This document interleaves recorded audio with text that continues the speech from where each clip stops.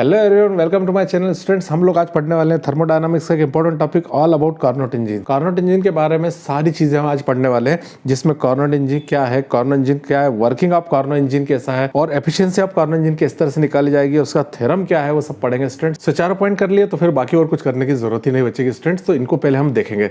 रही बात नोट्स की, तो नोट्स आपको मैंने ऑलरेडी डिलीवर कर दिए हैं, जो आप फ्री में डाउनलोड कर सकते हैं, पढ़ाई को आगे बढ़ा सकते हैं, ताकि आपकी एक सपोर्ट हो जाती है नोट्स के कारण, जिससे आप पढ़ाई में अपने आप को आगे जल्दी बढ़ा सकते हैं। स्टूडेंट्स, अगर चैनल को सब्सक्राइब नहीं किया तो जल्दी से चैनल को सब्सक्राइब कर लें, ताकि आपको कंटिन्यूअस वीडियो मिल सके और आप अपनी पढ़ाई को आगे बढ़ा सकें। स्टूडेंट्स, देखते हैं हमारा आज का लेक्चर शेड्यूल क्या है। तो आज का हमारा लेक्चर है लेक्चर 14, जिसमें हम कार्नोट इंजन के बारे में सारी चीजें पढ़ने वाले हैं। कार्नोट इंजन के बारे में सारी बातें पढ़ने के पहले मैं आपको बता दूं कि कार्नोट इंजन की आवश्यकता क्यों हुई, या कार्नोट इंजन क्यों डेवलप किया गया था।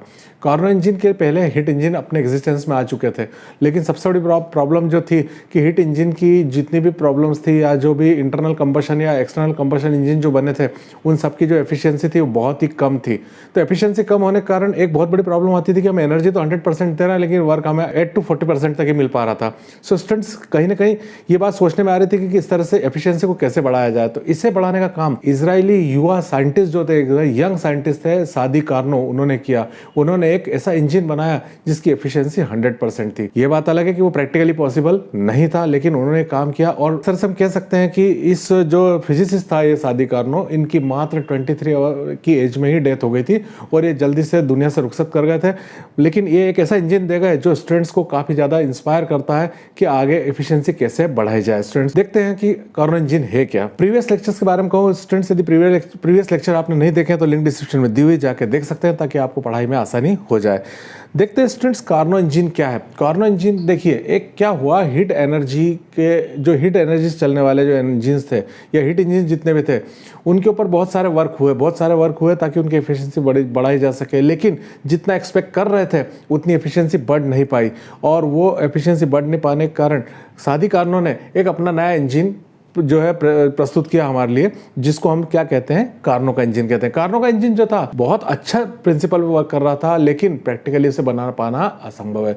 इसके 2-3-4 रीजन है, जिसमें हम प्रैक्टिकली चीजें बताएंगे कि प्रैक्टिकली पॉसिबल क्यों नहीं हो पा रहा है। अब स्टूडेंट्स, पहले हम जान लें कि कितने पार्ट्स है। कार्नो के इंजन में मुख्य 5 पार्ट्स होते हैं स्टूडेंट्स। वही जो हिट इंजन में वही 3 तो वही के वही रहेंगे, जैसे सोर्स हो गया, सिंक हो गया, वर्किंग सब्सटेंस हो गया, यहाँ पे एक इंसुलेटेड प्लेटफॉर्म होगा, और एक और चीज होगी सिलेंडर एंड पिस्टन। तो स्टूडेंट्स, यहाँ थोड़ा सा हमको ध्यान देना है। इन सारी बातों को हम फिर से एक बार लिख कर यहाँ समझ रहे हैं और देख भी लेते हैं, ताकि क्या है समझ में आ जाए। Heat engine has very low efficiency. Heat engine की जो थी एफिशिएंसी बहुत ही कम थी। Lot of modification had been done to structure the engine, but its efficiency could not increased as expected. बहुत सारे एक्सपेरिमेंट उनके साथ किए गए, लेकिन फिर भी उनकी एफिशिएंसी बढ़ी तो सही, लेकिन उतनी नहीं बढ़ पाई जितनी हम एक्सपेक्ट कर रहे थे। हम जितनी एक्सपेक्ट कर रहे थे कि ज़्यादा से ज़्यादा एनर्जी वर्क में कन्वर्ट हो जाए, लेकिन उतना सही हो नहीं पाया। Sadi Carnot gave the solution of this problem by giving principle of ideal engine. उन्होंने इसलिए सादी कार्नो ने इस प्रॉब्लम का सॉल्यूशन अपने एक आइडियल इंजन के लिए दिया, जिसे उनका जो इंजन कहा जाता है कार्नो इंजन, उनके नाम से जाना जाता है, लेकिन उसे कहा जाता है ideal engine. In which there is no loss of heat due to friction and other factors. और इस इंजन की खासियत थी कि इसमें हीट का लॉस नहीं होता, क्योंकि बेसिकली हीट का ही लॉस होता है, जिससे इफिशिएंसी कम आ जाती है। लेकिन इस इंजन की खासियत थी कि इसमें हीट का लॉस फ्रिक्शन के द्वारा भी नहीं होता, और दूसरे अदर फैक्टर्स जो होते हैं उनके द्वारा भी हीट का लॉस नहीं होता। But to obtain this engine practically is impossible. लेकिन प्रैक्टिकली इस इंजन को बना पाना क्या है, लगभग असंभव है, बिल्कुल असंभव है। सो स्टूडेंट्स, यहाँ देखते हैं हम कि कार्नो इंजन का डेफिनेशन क्या है। यहाँ मैंने रेड लेटर्स में मेंशन किया हुआ है स्टूडेंट्स, ये मेन डेफिनेशन है। इंट्रोडक्टरी पार्ट मैंने आपको समझा दिया बेहतर तरीके से, लेकिन इसको देखें। Carnot engine is a reversible engine. ये एक रिवर्सिबल इंजन है स्टूडेंट्स, सबसे पहली बात तो ये है। Carnot engine is a reversible engine having maximum efficiency, but it can not be realised in practice. इसको हम वास्तव में बना नहीं सकते, लेकिन इसकी एफिशिएंसी मैक्सिमम है, मतलब 100% है इसकी। यानी इसमें ईटा की वैल्यू क्या आ जाएगी, 1 आ जाएगी स्टूडेंट्स। तो ये सारी बातें ध्यान देना है। कभी ऑब्जेक्टिव्स में ऐसे क्वेश्चन बनते हैं कि कौन से इंजन की एफिशिएंसी 1 है या 100% है, सिर्फ कार्नो इंजन या आइडियल इंजन की बात करेंगे आप लोग। बाकी कोई से भी इंजन है, चाहे वो इंटरनल कंबशन इंजन हो, चाहे एक्सटर्नल कंबशन इंजन हो, पेट्रो इंजन हो, डीजल इंजन हो, या और भी कोई से इंजन हो, उनकी एफिशिएंसी कभी भी 50% के अभाव ही नहीं जा पाई। 100% तो बहुत दूर की बात है students. Essential parts of Carnot engines are, इसमें जो इसेंशियल पार्ट्स है वो कौन कौन से हैं। पहले स्टूडेंट्स मैं आपको बता दूं, उसमें हीट सोर्स है, सिंक है, सिलेंडर एंड पिस्टन है, इंसुलेटिंग प्लेटफॉर्म है और वर्किंग सब्सटेंस है। ये 5 पॉइंट्स हमें समझना है और ये जब कार्नोट इंजन के बारे में हम डेफिनेशन लिखेंगे उसके साथ इन 5 पार्ट्स को समझाना बहुत ही ज़रूरी होगा। पहला पार्ट है हमारा हीट सोर्स। हीट सोर्स क्या था? वो एक ऐसा सोर्स था कि जिसका टेम्परेचर कांस्टेंट था और वो एक इनफाइनाइट सोर्स था जिससे हम कितनी भी हीट ले लें तो भी उसकी हीट में कोई कमी नहीं होती थी। अब पहली बात तो ये इम्पॉसिबल हो गया स्टूडेंट्स कि हम किसी भी चीज़ से कोई चीज़ एक्सेप्ट कर रहे हैं, उससे ले पा रहे हैं, तो कहीं ना कहीं उसमें थोड़ी कमी आनी चाहिए। लेकिन यहाँ तो ये कहा जा रहा है कि हीट सोर्स एक ऐसा सोर्स है जिसमें बहुत सारी हीट एनर्जी है और हम उससे कितनी एनर्जी ले लें अपने वर्क करवाने के लिए तो उसकी एनर्जी में कोई कमी नहीं आएगी, उसका टेम्परेचर कॉन्स्टेंट बना रहेगा। So heat source has infinite heat capacity, इसकी हीट कैपेसिटी इनफाइनाइट होती है। It is capped in high temperature T1, उसे हाई टेम्परेचर T1 पर रखा जाता है so that any amount of heat can be drawn from it without changing its temperature. इसलिए बिना इसका टेम्परेचर बदले हम कितनी हीट इससे ले सकते हैं। कहीं ना कहीं आपको इस पॉइंट से समझ में तो आया होगा कि हाँ ये चीज़ जो है प्रैक्टिकली पॉसिबल नहीं दिख रही, क्योंकि हम किसी से कुछ एनर्जी ले रहे हैं, उसकी हीट एनर्जी ले रहे हैं तो उसकी हीट में कमी तो होनी चाहिए, लेकिन यहाँ वो मेंशन नहीं हो रहा है, नहीं बताया गया है कि उसकी हीट में कमी होगी। दूसरा है सिंक। सिंक जो था वो एक ऐसा पार्ट था जिसका टेम्परेचर सोर्स से थोड़ा कम रखा जाता है, लेकिन ये भी कांस्टेंट होता है। और इसी खास बात ये क्या बताई गई स्टूडेंट्स कि हम इसे कितनी एनर्जी दे दें, कितनी हीट इसको दे दें, लेकिन फिर भी इसका टेम्परेचर नहीं बढ़ेगा। ये तो बात बिल्कुल फिर से गलत लगती है, क्योंकि हम किसी चीज़ को हीट दे देते हैं तो उसका टेम्परेचर रेज होता है और बिल्कुल चेंज होता है। So sink has temperature less than heat source, इसका टेम्परेचर होता है। It has also finite heat capacity, इसकी हीट कैपेसिटी इनफाइनाइट होती है, यानी इनफाइनाइट हीट कैपेसिटी इसमें है। Its temperature remains constant at T2। Any amount of heat can be added to it without changing its temperature. इसका temperature T2 रखा जाता है और इसमें कितनी हीट हम बाहर से ऐड कर दें तो उसके टेम्परेचर में कोई चेंज नहीं होगा। तो ये दो बातें बड़ी इंपॉर्टेंट थी। एक तो सोर्स से कितनी एनर्जी ले लें तो भी टेम्परेचर चेंज नहीं होगा, और एक सिंक जिसे कितनी एनर्जी दे दें तो भी टेम्परेचर चेंज नहीं होगा। सो स्टूडेंट्स थर्ड पार्ट है सिलेंडर एंड पिस्टन। अब सिलेंडर पिस्टन को आप डायग्राम में यहाँ देख पा रहे हैं कि सिलेंडर में क्या है, आप इसकी जो वॉल्स देख रहे हैं ये दोनों वॉल्स जो होती है वो इंसुलेटेड वॉल है, लेकिन इसका जो बॉटम है, जो तला है इसका, वो इंसुलेटेड नहीं है, वो कंडक्टर है। सो स्टूडेंट इसमें एक पिस्टन लगा हुआ है, वो पिस्टन जो है फ्रिक्शन लेस है। यहाँ पर एक पॉइंट फिर से हमें एक ऐसी कंडीशन के पास ला के देता है जिससे सोचने में पता लगता है कि वो एक इम्पॉसिबल होगा, क्योंकि फ्रिक्शन लेस जहाँ भी दो सरफेस मिलती हैं, पिस्टन और सिलेंडर वॉल आपस में मिलेगी तभी वो चलेगा उसमें, और यदि फ्रिक्शन लेस हो गया तो ये तो बात इम्पॉसिबल है, क्योंकि दो सरफेस मिल रही है तो फ्रिक्शन तो जरूर होना है। लेकिन यहाँ पे इमेजिन किया गया है कि ऐसा सिलेंडर पिस्टन लेना है जिसमें पिस्टन बेहतर तरीके से चले भी और वो फ्रिक्शन लेस भी हो। Walls of cylinders are insulated and its base is fully conductor. इसकी वॉल्स तो जो है इंसुलेटेड है, लेकिन उसका बेस जो है वो फुली कंडक्टर है। Total insulated piston is fitted in it. इसमें इंसुलेटेड पिस्टन को फिट कर दिया गया है। Piston perform frictionless motion in it. और पिस्टन क्या कर रहा है, अपनी मोशन कर रहा है फ्रिक्शनलेस होकर, यानी उसमें कोई फ्रिक्शन नहीं आ रहा है। मैंने आपको पहले बताया ये जो चीज़ है यहीं पर कहीं ना कहीं हमें स्ट्राइक होता है कि ये चीज़ कहीं ना कहीं इम्पॉसिबल होती है। अब insulating platform, when cylinder is attached to the insulating stand.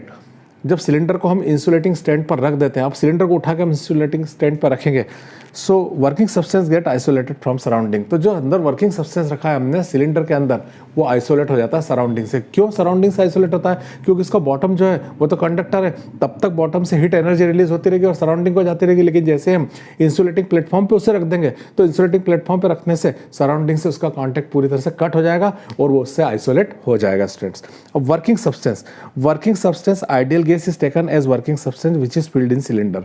फिर से यहाँ बात समझ में आती है कि हम किस वर्किंग सब्सटेंस को ले रहे हैं सिलेंडर में रखने के लिए, वो है हमारी आइडियल गैस। और आइडियल गैस जो है प्रैक्टिकली पॉसिबल नहीं है, कोई भी गैस उसके आसपास का बिहेव भी नहीं कर पाती है। सो स्टूडेंट्स वर्किंग सब्सटेंस में मिलना इम्पॉसिबल ही है। तो ये सारे पॉइंट्स आपने देखे, लेकिन यदि फ्यूचर में कोई ऐसी कंडीशन बनती है कि ये सब चीज़ें नियरली 100% तो प्योर नहीं हो 100% तो पॉसिबल नहीं हो पाएगा, लेकिन जहाँ तक वो बन सकेगी कंडीशन उसके नियरली आती है तो एफिशिएंसी को हम बढ़ा सकेंगे। अब ये स्टूडेंट्स यहाँ डायग्राम से सारे पार्ट्स मैंने आपको समझा दिए हैं। देखिए ये एनर्जी सोर्स है जिसका टेम्परेचर T1 है, इधर सिंक है जिसका टेम्परेचर T2 है, दोनों की इनफाइनाइट कैपेसिटी है, इसका टेम्परेचर कभी भी चेंज नहीं होगा, हम चाहे कितनी एनर्जी ले लें, इसका टेम्परेचर कभी चेंज नहीं होगा चाहे हम इसे कितनी एनर्जी दे दें। ये इंसुलेटेड प्लेटफॉर्म है, ये सिलेंडर और पिस्टन है। स्टूडेंट्स आई थिंक ये तो आपको बहुत अच्छे समझ में आ गया होगा। अब वर्किंग ऑफ कार्नोट इंजन, देखिए ये हम कार्नो इंजन के बारे में अभी सिर्फ हमने क्या देखा कि कार्नो इंजन क्या है, उसकी डेफिनेशन क्या है और उसके जो है कंपोनेंट्स क्या है, पार्ट्स क्या है। अब हम इसकी वर्किंग देखेंगे, इंपॉर्टेंट यही है। ज़्यादातर एग्जाम में शायद पहला पार्ट जो मैंने आपको पढ़ाया वो शायद ही पूछा जाए या ना कम पूछा जाएगा, इसका परसेंट कम होता है, लेकिन जो वर्किंग ऑफ कार्नो इंजन है वो बहुत इंपॉर्टेंट है स्टूडेंट्स। यहाँ पर एक हमें ग्राफ भी मिलता है, ग्राफ से हमें 2 बार एडियाबेटिक, 2 बार हमारे आइसोथर्मल प्रोसेस परफॉर्म करा के 4 वर्क निकालते हैं, फिर टोटल वर्क निकालते हैं, फिर हम एफिशिएंसी को निकालते हैं स्टूडेंट्स। तो सारी प्रोसेस हम जो करने वाले हैं वो अब यहाँ समझने की बहुत ज़रूरत है हमें। तो यहाँ हम देख रहे हैं to obtain continuous work from Carnot engine it is operated in definite cyclic process. हमें कार्नो इंजन से वर्क लेने के लिए हमें उसे साइक्लिक प्रोसेस में चलाना होगा। This cyclic process is called Carnot cycle, और उस साइक्लिक प्रोसेस का नाम रखेंगे हम कार्नोट साइकिल। ये देखिए यहाँ पे कार्नोट साइकिल बना हुआ है, ये साइक्लिक प्रोसेस है। देखिए आप साइक्लिक प्रोसेस क्यों कह रहा हूँ मैं कि ए से बी, फिर बी से सी, सी से डी और फिर डी से ए, हम ये साइकिल के रूप में इस तरह से आगे बढ़ रहे हैं। इसमें ए से बी आप देख रहे हैं वो आइसोथर्मल है, ए से बी जो आप देख रहे हैं वो आइसोथर्मल एक्सपांशन है, बी से सी जो देख रहे हैं वो एडियाबेटिक एक्सपांशन है, सी से जो डी देख रहे हैं वो आइसोथर्मल कंप्रेशन है, और ए से डी, डी से ए देख रहे हैं वो एडियाबेटिक कंप्रेशन है। स्टूडेंट्स यहाँ पे वाई एक्सिस पे प्रेशर को लिया गया, एक्स एक्सिस पे वॉल्यूम को लिया गया है। सो स्टूडेंट्स इसी हमें ये साइकिल को स्टडी करना है। तो सबसे पहले तो आपको जब इसका वर्किंग समझना है तो पहले आपको इससे बनाना पड़ेगा। आप इससे सही तरीके से बना पाएंगे। देखिए ए पर P1 V1 है, बी पर P2 V2 है, सी पर P3 V3 और P4 V4। इस तरह से हम इनको याद रखेंगे, कोशिश करेंगे। अब students first process isothermal process. सबसे पहले क्या करेंगे हम एक एक प्रोसेस, यानी जो ग्राफ का एक एक पार्ट है, जैसे ये पहला पार्ट है ए से बी, इसको अलग से स्टडी करेंगे, इसका एक इक्वेशन निकाल लेंगे। फिर हम बी से सी पार्ट को स्टडी करेंगे, उसका इक्वेशन निकाल लेंगे। ऐसे सी और डी, और लास्ट में डी और ए को निकाल के उसका स्टडी करेंगे। अभी हम सबसे पहले स्टार्ट कर रहे हैं ए और बी पार्ट को लेकर। First process isothermal expansion. Students यहाँ देखें आप, very first place the cylinder on the source. सबसे पहले हम क्या करते हैं, सिलेंडर को लेकर सोर्स पर रख देते हैं, so that the gas acquires the temperature T1 of the source. So gas क्या करती है, उसका टेम्परेचर T1 एक्वायर करती है। The gas expands by slowly outward motion the piston. इसमें गैस क्या करती है, टेम्परेचर यदि ले रही तो उसमें एक्सपेंशन होगा, एक्सपेंशन होगा तो वो क्या करेगी, अब फोर्स एक्सर्ट करेगी किस पर, पिस्टन पे। इससे पिस्टन धीरे धीरे ऊपर की ओर उठेगा। Due to expansion temperature of gas falls, so gas absorb the required amount of heat from source. अब क्या होगा, जैसे गैस में एक्सपेंशन हुआ तो उसके मॉलिक्यूल्स दूर दूर होंगे, मॉलिक्यूल्स दूर दूर होंगे तो उसकी हीट एनर्जी क्या होगी, रिड्यूस हो जाएगी, उसके अंदर टेम्परेचर फॉल हो जाएगा। उसको बैलेंस करने के लिए वो क्या करेगी, सोर्स से एनर्जी को ले लेगी there. So this process is called isothermal process. The pressure, volume and the temperature at that time is P1 V1 T1। और इस समय गैस का प्रेशर P1 है, टेम्परेचर T1 है और वॉल्यूम V1 है students. In this is point shown in indicator diagram. और ये पार्ट जो है इंडिकेटर डायग्राम में ए से बी के रूप में बताया गया है स्टूडेंट्स। तो यहाँ थोड़ा सा आप ध्यान दें कि वो पॉइंट हमने किस रूप में बताया है, ए बी के रूप में बताया है यहाँ पे। तो ए से बी के रूप में इसको मेंशन किया गया है। If Q heat is absorbed from the source and W1 work is done by the gas। अब हीट कितनी ली, Q1 ली, किसने, गैस ने। कहाँ से, सोर्स से। सोर्स से Q1 हीट लिए और उससे वर्क परफॉर्म किया है, उसे हमने W1 नाम दिया है। इन आइसोथर्मल एक्सपांशन, इस दौरान क्या हुआ था, आइसोथर्मल एक्सपांशन हुआ, जो हमने अभी ऊपर पढ़ा, इसको समझा है। Which takes its state from A to B. अब ए से बी की ओर ये आइसोथर्मल एक्सपांशन आगे बढ़ता है। तो ए पर था P1 V1 T1 टेम्परेचर, लेकिन बी तक गया, एक्सपांशन हुआ है, चेंज हुए, हर फैक्टर चेंज हुआ। उसमें P2 जो था वो P1 जो था वो प्रेशर P2 हो गया, वॉल्यूम जो था V1 वो V2 हो गया, लेकिन टेम्परेचर तो वहाँ T1 ही बना हुआ है, क्योंकि वहाँ पे टेम्परेचर कांस्टेंट क्यों है, क्योंकि गैस ने जो है टेम्परेचर सोर्स से ले लिया, और सोर्स से कितने भी लेने के बाद उसके टेम्परेचर में कोई चेंज नहीं आता स्टूडेंट्स। तो work done by gas is equal to W equal to Q1 P D V, integral of P D V V1 to V2। ये स्टूडेंट्स आपने पढ़ ही रखा है पहले, प्रीवियस लेक्चर्स में इस बात को मैंने आपको क्लियर कर दिया है। तो ये हमने यहाँ वैल्यू ले ली, जिसकी हम वैल्यू आगे निकालते हैं RT1 log V2 upon V1। ये भी आपको समझ में आ गया होगा, ये हमने आइसोथर्मल प्रोसेस में जो वर्क डन किया था उससे ये निकला स्टूडेंट्स। यदि आपको ये समझ में नहीं आ रहा है तो जाकर उस लेक्चर को जरूर देखें, तो ये दोनों स्टेप्स आपको बिल्कुल ही क्लियर हो जाएगी। क्योंकि देखिए प्रीवियस लेक्चर को समझे बगैर इसे समझ पाना बहुत ही मुश्किल है, न के बराबर, क्योंकि आप ये भूल ही जाएंगे कि ये स्टेप्स कैसे आ रही हैं। तो ये स्टेप्स लाने के लिए आपको पहले वो वर्क को देखना पड़ेगा, और वर्क देखेंगे तब जाके आपको ये दोनों स्टेप्स क्लियर हो जाएंगे।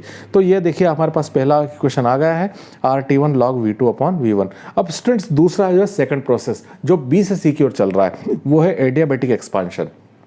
अब क्या होगा वो देखें आप। Now cylinder is kept on total isolated platform. अब हम उस सिलेंडर को सोर्स पे से हटा के कहाँ रख देंगे, आइसोलेटेड प्लेटफॉर्म पे रख देंगे। In this condition, gas is expanded adiabatically, so the temperature decrease T1 to T2। अब क्या होगा, गैस में जो एक्सपांशन होगा, क्योंकि हमने आइसोलेट से कर दिया तो सराउंडिंग से वो पूरी तरह से आइसोलेट हो गया, और इस बार उसमें एक्सपांशन हो रहा है एडियाबेटिकली, तो उसका टेम्परेचर होगा T1 से T2। अभी तक पिछले उसमें A से B में T1 था, लेकिन अब यहाँ पर कितना हो जाएगा, T2 हो जाएगा students. In this condition gas works on piston. इस कंडीशन में गैस क्या करेगी, पिस्टन पर वर्क करेगी। दस internal energy of gas decreases, let the pressure at the volume of the gas in this condition भी P3 एंड V3। अब इस समय क्या हुआ कि उसका जो है एक्सपांशन हुआ और उसने पिस्टन पर वर्क किया, वर्क करने से पिस्टन ऊपर उठा होगा, और इस दौरान उसका प्रेशर जो अंदर है वो डिक्रीज हुआ होगा, P2 से P3 हो गया होगा और वॉल्यूम V2 से V3 हो गया होगा। This is point shown at C। मतलब ये हमें कहाँ से बताया गया, B से C पे बताया गया।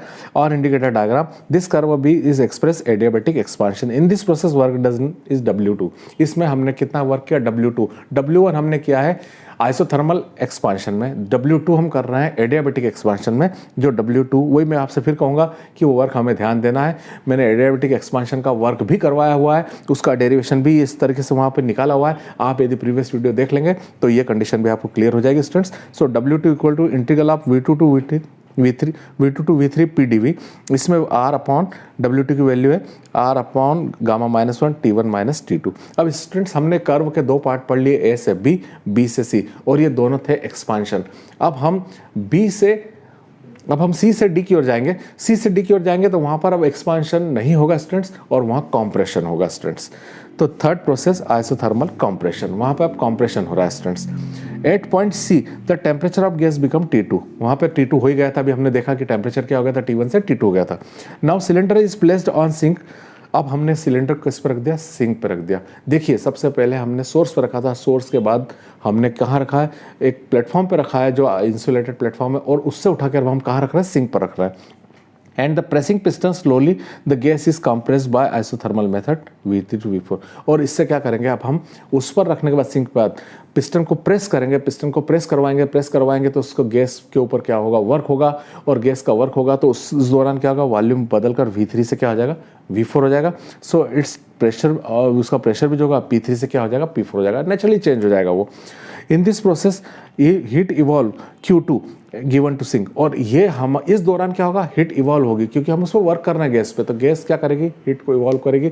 और ये जो हीट Q2 इवॉल्व हुई, ध्यान दीजिएगा यहाँ पर याद रखना, Q2 जो गैस इवॉल्व हो रही है वो सिंक को दी जा रही है, क्योंकि सिंक क्या है, एनर्जी को एक्सेप्ट करने वाला फैक्टर है, तो वहाँ पर ये Q2 एनर्जी हम उसे दे रहे हैं। It is in this condition temperature of gas T2 remains constant. और यहाँ पर टेम्परेचर क्या होगा, कांस्टेंट ही बना रहेगा, T2 का T2 ही बना रहेगा। सो ये हमने जो है कंप्रेशन को इस कर्व में, हमारे जो कर्व है उसमें हमने किसके रूप में बताया है, CD के रूप में बताया है students. In this process work done on the gas W3। और यहाँ पर गैस पर कौन सा वर्क हुआ है, W3 हुआ है, which is equal to liberated heat Q3, और वो हिट Q3 के इक्वल होगा। And internal energy of gas will be remain unchange. और यहाँ पर क्या होगा, इंटरनल एनर्जी क्या होगी उसकी, बिल्कुल बदलेगी नहीं, वो कांस्टेंट बनी रहेगी।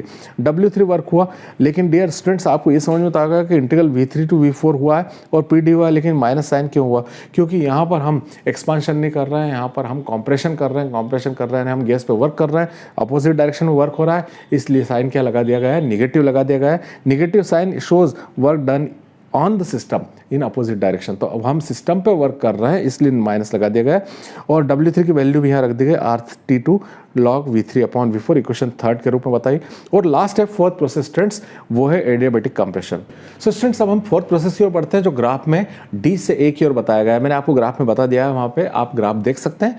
Now cylinder is put on insulated platform. अब हमने सिलेंडर को किस पर रख दिया, इंसुलेटेड प्लेटफॉर्म पर रख दिया है। देखिए अब सिंक से हटा के, अभी तक सिंक पे रखा था, अब सिंक से हटा के हमने फिर से कहाँ रख दिया, आइसोलेटेड प्लेटफॉर्म पे रख दिया।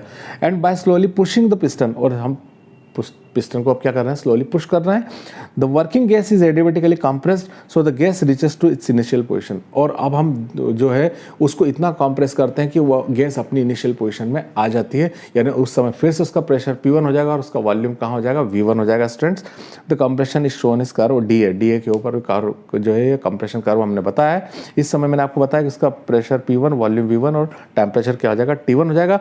तो वर्क डन तो हो ही गया, लेकिन ये भी गया निगेटिव डायरेक्शन में, क्योंकि ये कंप्रेशन कर रहे हैं, कंप्रेशन है तो नेगेटिव रहेगा ही, तो ये V4 टू V1 कर दिया हमने PdV, इसलिए इसका टेम्परेचर फिर कहाँ से T1 टू T2, ये इक्वेशन हमारा 4 हो गया है। सो स्टूडेंट्स T1 और T2 पे ही टेम्परेचर आ गया, ध्यान दीजिएगा इस बात को। अब work done on the working substance in the cycle, अब यहाँ हमें समझना है, ये तो जो थ्योरी पार्ट तो आपको समझ में आ गया होगा स्टूडेंट्स। अब मैं आपको ये बता दूं कि वर्क जो है किस तरीके से किया गया है। तो work done on, total work हमने किया, तो टोटल वर्क हमने जो किया है वो क्या होगा, W1 plus W2 minus W3 minus W4। ये स्टूडेंट्स मैंने आपको बताया कि W1 W2 जो है वो हमारे जो थे जो एक्सपांशंस थे, इसलिए इसमें पॉजिटिव साइन लिया गया था। लेकिन यहाँ पे W3 W4 जो वर्क हमने किया है उसमें हमने कंप्रेशन किया है, इसलिए साइन हमने नेगेटिव लिया है, तो यहाँ मैंने नेगेटिव साइन इस पर लगा दिया स्टूडेंट्स। देखिए इन दो पे नेगेटिव साइन लगे हुए हैं क्योंकि यह कंप्रेशन है और यहाँ पे एक्सपांशन का है स्टूडेंट्स। अब यहाँ आपको पता है स्टूडेंट्स कि इक्वेशन 2 और 4 में हम देखें उधर जाके पीछे, तो W2 की वैल्यू W4 से मैच करती है, दोनों इक्वल वैल्यूज है W2 और W4। तो W2 की प्लेस पे मैं W4 लिख सकता हूँ। सो स्टूडेंट्स मैं यहाँ पे W equal to W1 plus W2 की प्लेस पे मैं W4 लिख दूंगा माइनस W3 माइनस W4।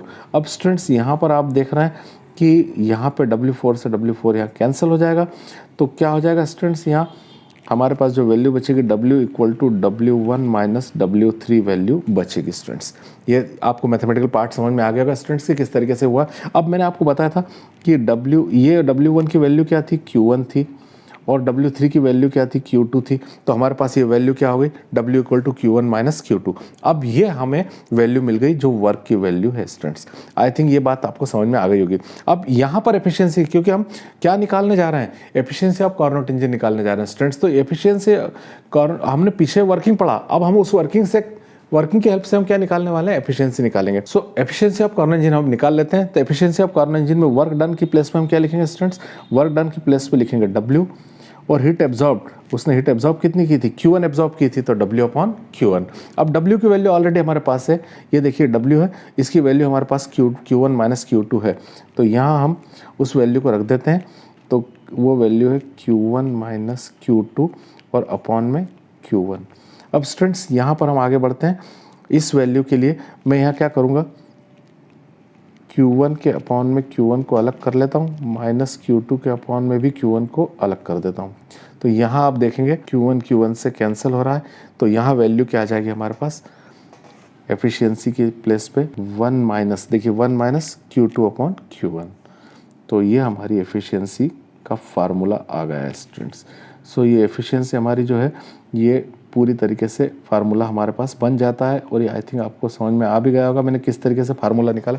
अब ये एफिशिएंसी का जो फार्मूला स्टूडेंट्स, ये Q2 माइनस Q1 पर कई बार एक बात और बता दूं मैं कि ये जो एफिशिएंसी तो मान ली जाती है, लेकिन कई बार टीचर कहते हैं कि आप एफिशिएंसी टेम्परेचर के टर्म में निकालो। तो Q2 अपॉन Q1 हीट के टर्म में, तो टेम्परेचर के टर्म में निकालने के लिए हमें गैस इक्वेशन की हेल्प लेना पड़ती है स्टूडेंट्स। वही बड़ी इंपॉर्टेंट फैक्टर, थोड़ा समझने की बात है, मैं उसको ग्राफ के थ्रू भी समझा दूंगा।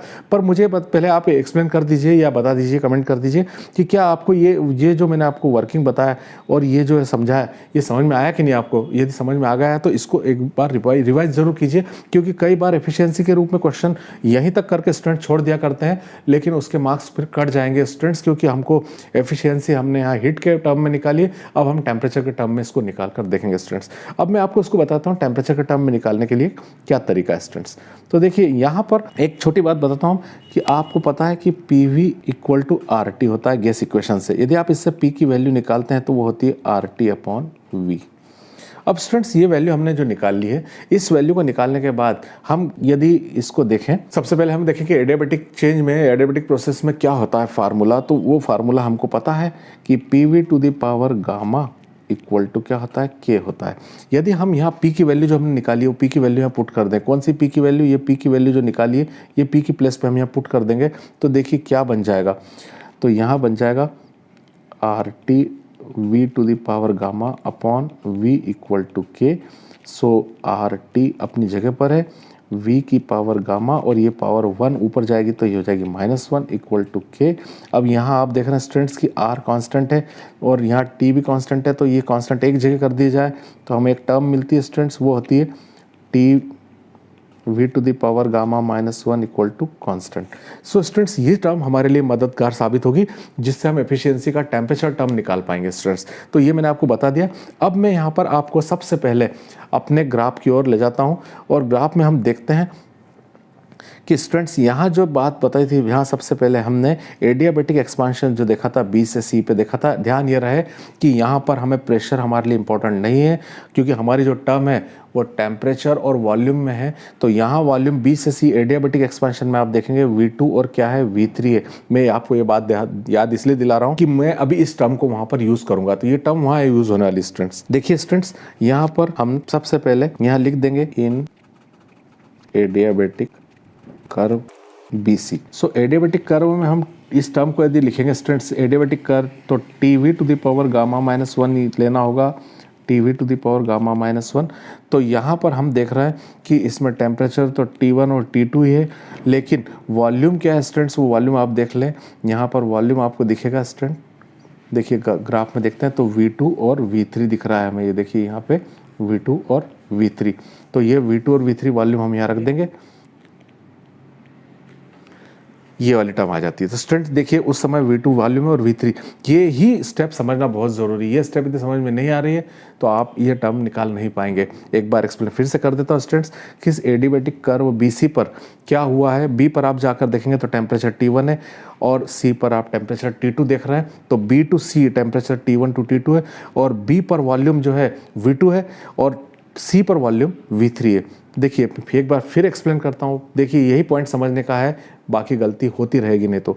देखिए एडियाबेटिक कर्व BC है, उस एडियाबेटिक कर्व पर BC पर हम B की टर्म को देखें तो यहाँ B की टर्म है और यहाँ C की टर्म है। तो B पर हम देखेंगे टेम्परेचर T1 है और C पर टेम्परेचर क्या है T2 है, जबकि C पर वॉल्यूम V2 है और V3। आप जाके ग्राफ में देख सकते हैं स्टूडेंट्स, तो आपको इजीली समझ में आ जाएगा। तो ये हमने इस तरीके से निकाला। अब यदि स्टूडेंट्स हम दूसरे कर्व पे देखें जाके, तो कौन से कर्व पे देखेंगे। अब दूसरा एडियाबेटिक कर्व कहाँ आ रहा है, देखिए दूसरा एडियाबेटिक कर्व आ रहा है, मैं आपको फिर से बता दूं यहाँ पर कि दूसरा एडियाबेटिक कर्व आ रहा है D से A पे। तो D से A पे आ रहा है स्टूडेंट्स, तो D से A पे आने पे इसमें क्या दिख रहा है आपको कि वॉल्यूम V4 और V1 है, जबकि टेम्परेचर यहाँ से क्या है, टेम्परेचर कितना है यहाँ T2 और T1 है। तो यहाँ T1 क्योंकि टेम्परेचर यहाँ तो T1 है और यहाँ T2 है, क्योंकि T2 तो यहाँ से यहाँ तक T2 ही है, तो टेम्परेचर यहाँ T1 होगा, तो T2 और T1। तो यहाँ पर टर्म कैसी बनेगी स्टूडेंट्स, वो ज़रा ध्यान दीजिएगा। मैं फिर एक बार बता दूँ आपको कि इन एडियाबेटिक कर्व DA। अब एक टर्म D के लेंगे तो उसके लिए हम पहले ले लेते हैं, D के लिए ले लेते हैं TV to the power gamma minus 1 equal to TV to the power gamma minus 1।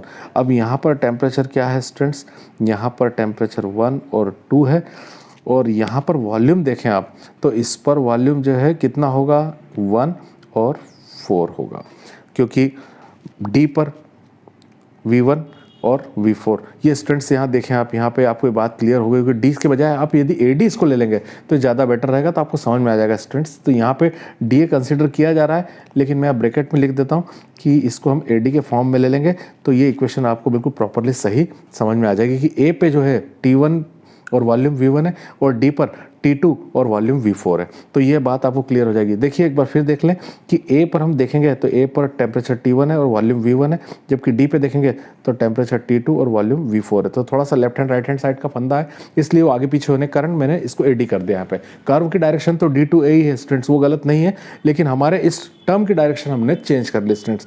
अब यहाँ आप देख रहे हैं कि मैंने ये दो इक्वेशन ली, यदि मैं इन दोनों को मैं पहले क्या करता हूँ, इसको डिवाइड कर देता हूँ। तो मैं आपके सामने यहाँ डिवाइड कर रहा हूँ, ध्यान से देखें आप इसको डिवाइड करने के लिए। तो जो पहली इक्वेशन है उसके लिए हम डिवाइड करेंगे, तो T1 V2 to the power gamma minus 1 के अपॉन में आ जाएगा T1 V1 to the power gamma minus 1 is equal to T2 V3 to the power gamma minus 1 upon T2 V4 to the power gamma minus 1। अब students यहाँ पर आप देख रहे हैं कि T1 से ये जो आपका कैंसिल हो रहा है, T1 से T1 कैंसिल हो रहा है, T2 से T2 कैंसिल हो रहा है। फिर से स्टूडेंट्स हमारे पास जो स्टेप बचेगी उसमें आप देख रहे हैं कि V2 अपॉन V1, इसको हम ब्रैकेट पे ले लें, कॉमन पावर गामा माइनस 1 लगा दें और यहाँ पर V3 अपॉन V4 ले लें और पावर कॉमन गामा -1 लगा दे। सो स्टेप तो आपको ये समझ में आ गई होगी कि क्या करा मैंने आपके सामने यहाँ पर।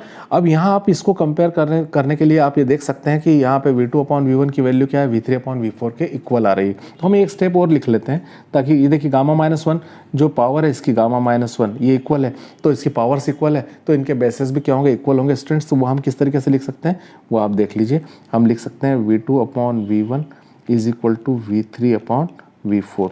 अब हम इसका स्टूडेंट्स वर्क निकालेंगे। तो इसका स्टूडेंट्स वर्क निकालने के लिए हम जानते हैं कि हमारा जो फार्मूला है एफिशिएंसी का फार्मूला, उस एफिशिएंसी फार्मूले में क्या आ रहा है हमारे पास, Q2/Q1 आ रहा है। इसी Q2/Q1 के प्लेस पे हमको T2 और T1 लाना है। तो Q2/Q1 की वैल्यू निकाल लेते हैं।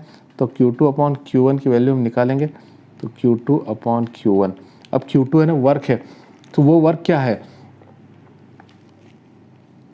Q2 है RT2 V3/V4 ये वर्क होता है। Q2 की वैल्यू तो हमने Q1 की वैल्यू हम रखेंगे तो वो होगी RT1 और वो वैल्यू होगी V2/V1। सो स्टूडेंट्स हमने वैल्यू पुट कर दी। अब आप सोच रहे हैं ये वैल्यू कहाँ से आई, तो ये वैल्यू हमारी जो हमने कार्नो साइकिल को स्टडी किया था उसमें इक्वेशन जो निकाली थी, W1 वर्क था वो Q1 था, W2 वर्क था वो Q2 था। तो स्टूडेंट्स यहाँ पे से Q2 और Q1 उस वर्क की वैल्यू मैंने उठा के यहाँ पर रख दिए। तो वो आप उस कार्नो साइकिल के स्टडी में से देख सकते हैं, वो वैल्यू मैंने यहाँ पुट कर दी स्टूडेंट्स। अब आप यहाँ देख रहे हैं कि V2/V1 की वैल्यू क्या है, V3/V4। तो V2/V1 की प्लेस पे हम V3/V4 प्लेस कर सकते हैं। तो देखिए यहाँ पर क्या आ जाएगा, ये आ जाएगा हमारे पास Q2/Q1 is equal to RT2। V3/V4 अपनी प्लेस पे रखा हुआ है स्टूडेंट्स। अब यहाँ हम नीचे RT1 और V2/V1 की प्लेस पे लिख सकते हैं V3/V4। अब V3/V4 से V3/V4 और R से R कैंसिल स्टूडेंट्स, तो हमें क्या मिल रहा है Q2/Q1 इक्वल टू T2/T1। अब देखिए यहाँ पे हमारे पास जो एफिशिएंसी का फार्मूला है उसमें यदि हम वैल्यू पुट कर देते हैं तो क्या वैल्यू आएगी, देखिए यहाँ मैं आपको दिखा दूँ कि Q2/Q1 है और Q2/Q1 की वैल्यू आ गई हमारे पास T2/T1। तो वो वैल्यू हम यहाँ पुट कर देंगे तो क्या हो जाएगा, वो फार्मूला हो जाएगा eta equal to 1 - Q2/Q1 putting value of Q2/Q1 की वैल्यू पुट कर देते हैं तो ईटा इक्वल टू 1 - वो है T2/T1। सो स्टूडेंट्स ये जो फार्मूला बन के आया है ये हमारा टेम्परेचर के टर्म में आया है स्टूडेंट्स। तो यहाँ पे हम इस बात को समझ पा रहे हैं कि ये भी एफिशिएंसी का फार्मूला है। तो एफिशिएंसी के फार्मूले दो मिल गए हमको, एक तो हमारा Q और Q2 के रूप में है और दूसरा हमारा किस रूप में, T2 और T1 के रूप में स्टूडेंट्स। तो ये दोनों फार्मूले एफिशिएंसी के माने जाते हैं, किसी एक को ना करें, दोनों फार्मूले साथ करेंगे तभी एफिशिएंसी कंप्लीट मानी जाएगी स्टूडेंट्स। तो T2/T, हाँ कभी पर्टिकुलरली कभी क्वेश्चन ऐसा बन जाए कि प्रूव करने का कहे कि prove eta equal to 1 - Q2/Q1 for Carnot engine, तो आप वो सिर्फ यहाँ तक रख देंगे इसको करके, लेकिन ऐसा पूछा नहीं जाता है। असल में ईटा यानी एफिशिएंसी सीधी पूछी जाती है, तो ये दोनों टर्म लिखना इसमें बहुत ज़रूरी होती है। तो ये मैंने पॉइंट आपको समझा दिया कि इसकी जो है एफिशिएंसी हम कैसे निकालते हैं स्टूडेंट्स। अब आगे की बात है, हम आगे देखेंगे कार्नो और भी क्या बातें बताइए, कब क्यों ये प्रैक्टिकली पॉसिबल नहीं, ऐसी कुछ कंडीशंस यहाँ बताई गई है, वो देख लेते हैं हम लोग। देखिए स्टूडेंट्स यहाँ पे Carnot engine is ideal engine, it can not be realised in practice due to following reasons. इससे हम एक प्रैक्टिकल इंजन नहीं बना सकते, इसको हम निम्नलिखित रीज़न है, जो फॉलोइंग रीज़न है उसके कारण ये प्रैक्टिकली पॉसिबल नहीं हो पाता है। क्या, in this engine working substance is ideal gas. मैं पहले आपको बता चुका हूँ कि आइडियल गैस इसके अंदर प्रैक्टिकल सब्सटेंस है जो पॉसिबल ही नहीं है। कोई भी गैस प्रैक्टिकली किसी भी आइडियल गैस के आसपास का भी बिहेव नहीं करती है, इसलिए पॉसिबल नहीं है। No piston is frictionless, friction भी कोई जो पिस्टन भी होता है वो फ्रिक्शनलेस नहीं होता, कम हो सकता है लेकिन फ्रिक्शनलेस तो नहीं हो सकता। It is difficult to realize source and sink of infinite thermal capacity. ऐसे सोर्स और सिंक लाना बहुत ही कठिन नहीं, इम्पॉसिबल ही है कि उनकी कैपेसिटी इनफाइनाइट हो, तो वो दोनों कंडीशन भी पॉसिबल नहीं होती। It is difficult to attend the condition of reversibility because the process of expansion and compression to be carried out very slowly. जो है हमारे पास जो कंडीशन किसकी, रिवर्सिबिलिटी की, जो रिवर्सिबिलिटी कंडीशन लाना बहुत ही कठिन हो जाता है, क्योंकि जो दोनों एक्सपांशन और कंप्रेशन होते हैं वो बहुत ही स्लो रेट से होते हैं, इसलिए कंडीशन लाना भी बहुत इंपॉसिबल हो जाता है। तो इन सब रीज़न कारण ये प्रैक्टिकली पॉसिबल नहीं हो पाता है स्टूडेंट्स। अब बात आ रही है अगले पॉइंट की, और लास्ट पॉइंट है कार्नोट थ्योरम। कार्नोट थ्योरम क्या है स्टूडेंट्स, पहले हम समझ लेते हैं। कोई भी हीट इंजन है स्टूडेंट्स, वो एक दिए हुए टेम्परेचर पर वर्क कर रहा है, तो उसकी एफिशिएंसी हम निकाल लेंगे, क्योंकि कोई भी इंजन दिए हुए टेम्परेचर पे यदि वर्क करता है तो उसकी एफिशिएंसी, और उसी टेम्परेचर पे किसी कार्नो इंजन को हम वर्क करवाएं तो उसकी एफिशिएंसी को कंपेयर करेंगे तो कार्नो की हमेशा ज़्यादा होगी और हीट इंजन की हमेशा कम होगी। वो स्टेप में यहाँ पे 3 लाइन में छोटा सा एक स्टेटमेंट है स्टूडेंट्स, वो देख लें।